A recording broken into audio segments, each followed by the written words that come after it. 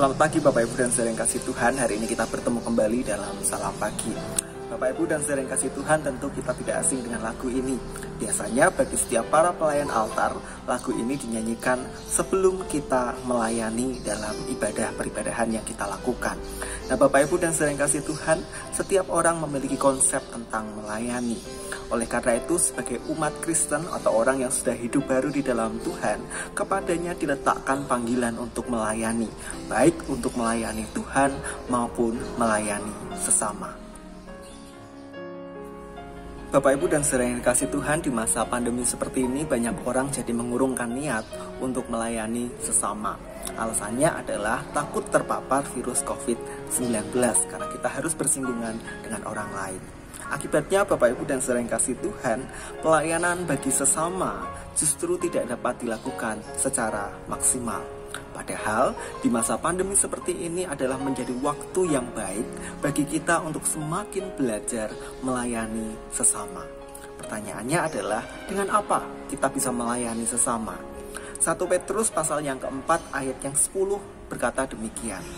Layanilah seorang akan yang lain sesuai dengan karunia yang telah diberikan tiap-tiap orang sebagai pengurus yang baik dari kasih karunia Allah. Nah Bapak Ibu dan saudara yang kasih Tuhan, firman Tuhan telah menunjukkan bahwa setiap orang yang sudah hidup baru di dalam Kristus, kepadanya diletakkan panggilan untuk melayani sesama. Dan untuk melayani sesama dalam rangka panggilan tersebut, Allah telah memberikan karunia sesuai dengan kapasitas masing-masing. Oleh karena itu, dengan apa kita melayani sesama? Dengan karunia yang sudah Tuhan berikan. Nah Bapak Ibu dan saudara yang kasih Tuhan, jika karunia kita untuk mengajar, maka mari ajarkan cinta kasih Tuhan.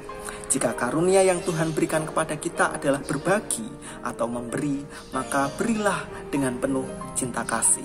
Atau jika karunia kita adalah untuk berdoa, maka berdoalah bagi nama-nama yang Tuhan letakkan dalam hati kita.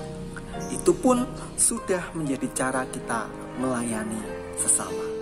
Nah Bapak Ibu dan saudara yang kasih Tuhan, maka pagi ini kita belajar melayani sesama adalah bagian dari cara melayani Tuhan.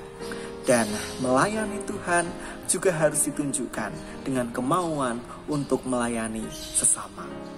Meskipun ada banyak keterbatasan atau tidak banyak hal yang bisa kita kerjakan, pastikan bahwa diri kita sudah menjadi pribadi yang mau melayani sesama sesuai dengan karunia yang Tuhan berikan.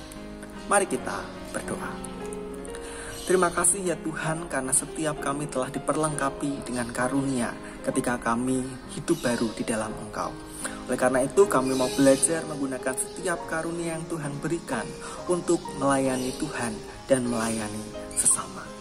Hari ini kami mulai setiap aktivitas kami mohon Tuhan menyertai dan memberkati kami semua. Di dalam nama Tuhan kami Yesus Kristus, kami berdoa dan mengucap syukur. Amin. Selamat melayani sesama.